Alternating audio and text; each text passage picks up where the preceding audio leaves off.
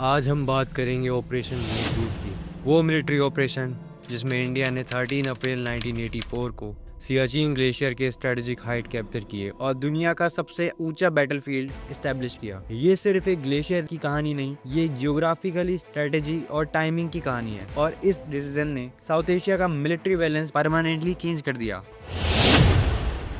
1947 से 1948 के इंडो पाक वॉर के बाद 1949 में कराची एग्रीमेंट साइन हुआ। सीज फायर लाइन ड्रॉ की गई। ये लाइन जम्मू कश्मीर के नॉर्थ की तरफ आई और एक पॉइंट पर रुक गई, NJ 9842। उसके बाद एग्रीमेंट में लिखा गया thence north to the glacier. बस, कोई कोऑर्डिनेशन नहीं, कोई डिफेंस अलाइनमेंट नहीं। पाकिस्तान का मानना था कि लाइन नॉर्थ ईस्ट डायरेक्शन में काराकोरम पास की तरफ जाती है, मतलब ग्लेशियर के ईस्ट साइड से, और इंडिया का मानना था लाइन को नॉर्थ की तरफ हाईएस्ट माउंटेन्स सोल्टोरो रीच फॉलो करनी चाहिए, क्योंकि माउंटेन्स में boundary generally water shield follow करती है।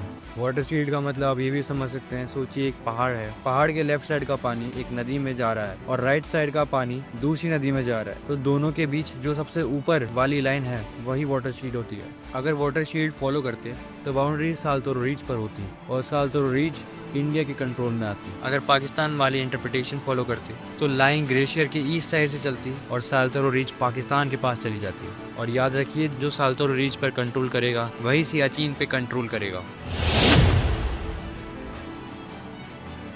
1971 में फिर इंडिया पाकिस्तान वॉर हुई। इस वॉर के बाद बांग्लादेश ने जन्म लिया। फिर 1972 में इंडिया की पीएम इंदिरा गांधी और पाकिस्तान के पीएम जुल्फिकार अली भुट्टो ने शिमला एग्रीमेंट साइन किया। शिमला एग्रीमेंट में डिसाइड हुआ अब कश्मीर इशू यूएन के थ्रू नहीं, बायलैटरल टॉक से सॉल्व होगा, और 1949 वाली सीज फायर लाइन को अपडेट करके नया नाम दिया गया, लाइन ऑफ कंट्रोल। ये बेसिकली वही लाइन है जहाँ 1971 वॉर के बाद दोनों आर्मीज खड़ी थी। और LOC भी इंटरनेशनल बॉर्डर नहीं है, ये सिर्फ एक मिलिट्री कंट्रोल लाइन है। और सबसे इम्पोर्टेंट बात, LOC भी NJ 9842 तक ही क्लियरली डिफाइंड है और उसके आगे फिर वही प्रॉब्लम, और यही प्रॉब्लम आगे जाके सियाचिन कॉन्फ्लिक्ट का मेन रीजन बनता है।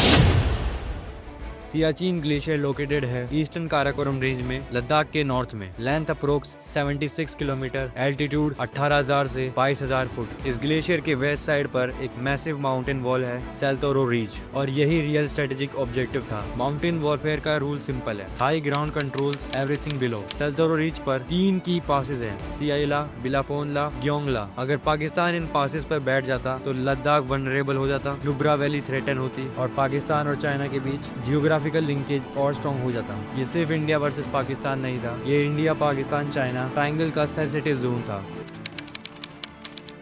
1970s में पाकिस्तान ने क्वाइट कैंपेन स्टार्ट किया। उन्होंने फॉरेन माउंटेनियरिंग एक्सपेडिशन को सियाचिन रीजन में परमिट देना शुरू किया। इंटरनेशनल मैप धीरे धीरे एरिया को पाकिस्तानी कंट्रोल शो करने लगे। ये सिर्फ टूरिज्म नहीं, ये प्रिस्क्रिप्शन वॉरफेयर था। अगर वर्ल्ड मैप किसी रीजन को एक कंट्री का दिखाने लगे तो फ्यूचर नेगोशिएशन में साइकोलॉजिकली इम्पैक्ट पड़ता है। इंडिया ने इनिशियली इस एक्टिविटी को एग्रेसिवली काउंटर नहीं किया, लेकिन अर्ली 1980s में इंटेलिजेंस इनपुट और सीरियस होने लगे। पाकिस्तान अपनी नॉर्थर्न लाइन इन्फेंट्री को साल्टोरो पासेस ऑक्यूपाई करने के लिए प्रिपरेशन कर रहा था। स्प्रिंग 1984 टारगेट विंडो थी। अगर पाकिस्तान पहले पहुंच जाता तो साल्टोरो रीच ऑक्यूपाई कर लेता, इंडिया को ग्लेशियर के नीचे रहना पड़ता, टेक्निकली डिसएडवांटेज परमानेंट हो जाता, फ्यूचर में हाइट रीटेक करना ऑलमोस्ट इम्पॉसिबल हो जाता। हाई एल्टीट्यूड वॉरफेयर में एक बार ऊपर से पोजीशन छोड़ दिया तो वापस लेना बहुत कॉस्टली होता है। इंडियन मिलिट्री लीडरशिप ने सिचुएशन एक्सेस की, डिसीजन सिंपल नहीं था। सियाचिन पर डिप्लॉयमेंट एक्सट्रीमली एक्सपेंसिव था, वेदर लीथल था, लॉजिस्टिक नाइटमेयर थे, लेकिन अल्टरनेटिव और डेंजरस था। इसलिए इंडिया ने चूज किया प्रीएम्पशन। ऑपरेशन का नाम रखा गया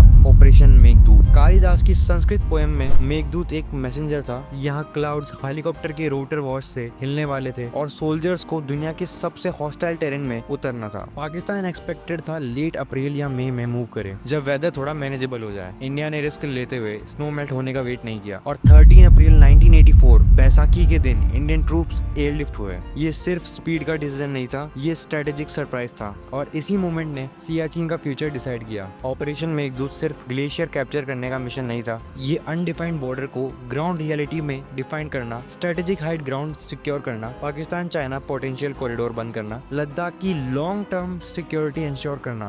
1984 से लेकर आज तक इंडिया साल्टोरो रीच पर डिप्लॉयड है और इसी वजह से सियाचिन को कहा जाता है the highest battlefield on earth. अगले एपिसोड में हम डिटेल में देखेंगे ऑपरेशन मेघदूत की प्लानिंग कैसे हुई, कैसे इंडियन आर्मी ने इम्पॉसिबल टेरेन में लॉजिस्टिक मैनेज किया और कैसे हेलीकॉप्टर्स ने 20,000 फीट पर हिस्ट्री लिखी।